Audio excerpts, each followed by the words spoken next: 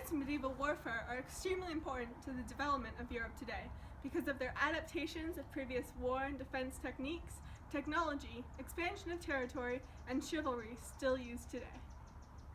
When you think of a knight, you usually visualize a strong, noble man who loves his chosen lady and would risk his life for her. And this is all true.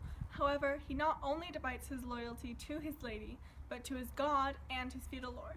It takes years of rigorous training to achieve his title of Sir. I'm here with Squire. Good fellow, how did you get to where you are now? I came to my current position through my unfortunate time of birth. My parents are both feudal lords who had two sons, me being the second. My older brother is my father's heir, and I am training to be a knight. At age 7, I was cast away to the High Knight's house to start my training.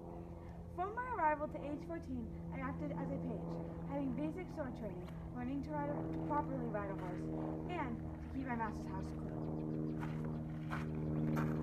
As said in the book, The Order of Chivalry, by famous philosopher Raymond Lull, during medieval times, a noble man who loves the order of chivalry and will be a knight, to have first a master who is a knight, for thus it is a discoverable thing that a squire should learn the order and nobility from any other man than a knight.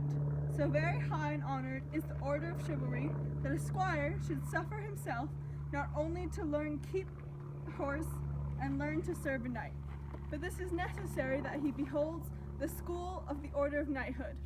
This shows that chivalry was important to knights and that they lived by this code, and chivalry was what made squires loyal to knights. Squires were devoted to the knights through anything that the knights required.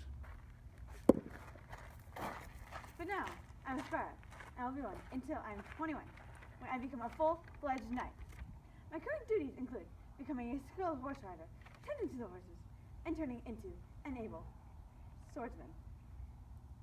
Okay, and what kind of weapons are you learning to use, and what kind of techniques in battle are you thinking about using when you become a knight? Some things we use are battling rams, siege towers, mantlets, tortoises, mangonels, trebuchets, caltrops, and swords in order to overtake our enemies. Siege towers are mobile stairs that we put up against castle walls, giving us easy access into the compound. Battling rams knock down massive fort doors. Mangonels are essentially catapults. We use them to fling rocks and seize animal corpses into the sieged city to infect the captive people. How are the weapons you're using going to affect the weapons of the future? Well, one comparison you can make is the gun versus the lance. While the lance is used close up to your enemy, it holds the same basic principles as a gun, knocking over the enemy and making them unable to fight. Even though the lance will not pierce armor as a bullet will, if an opposing knight is knocked off his horse onto the ground, it would be very hard to get back on. He has around 60 pounds of armor weighing him down, and without help from anyone else, he'll probably not be able to stand up. Thus being defeated in battle as they would with a gun, but with a lance, their flesh is not pierced. Changes include being able to do long-range fighting and be able to rapidly attack with a single weapon. The production of a gun influenced by the lance. Another comparison is a bow and arrow versus a missile. Missiles and bows and arrows are both long-distance projectiles. The bow and arrow is used by going behind a hill or on the plain of battle, shooting an arrow into the air and wreaking havoc on those that the arrow are flung upon.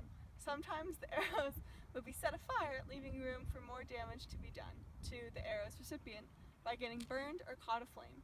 Missiles share the same foundation, a long-distance projectile that will devastate the opponent.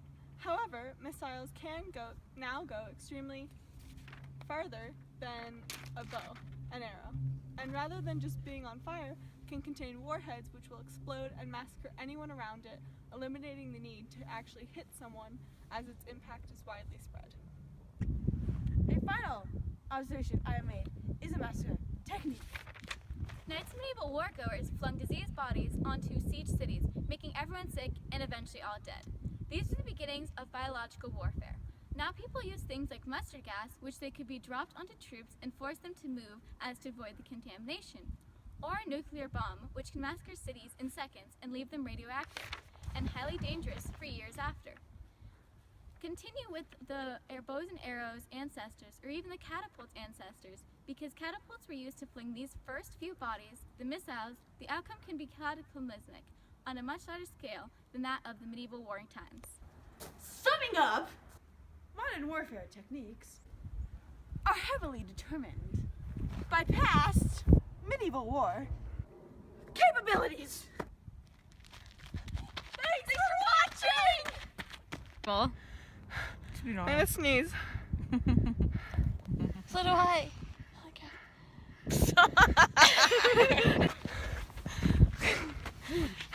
Imogen And Taylor